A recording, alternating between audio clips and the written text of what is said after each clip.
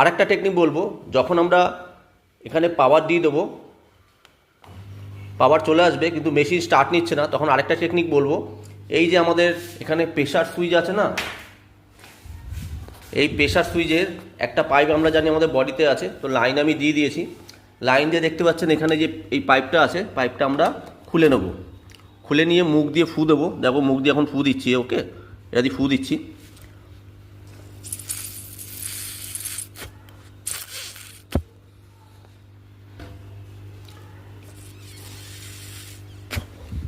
এটা চলছে কিন্তু চলে একটু বন্ধ হয়ে যাচ্ছে। তা যাই হোক, এটাও একটা টেকনিক যে আমরা যদি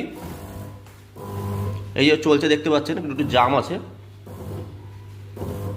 হ্যাঁ, তো এভাবে মুখ দিয়ে আমরা ফু দিলে এই প্রেশার সুইচের প্রেশারও কিন্তু আমাদের মেশিন স্টার্ট নিয়ে নেবে।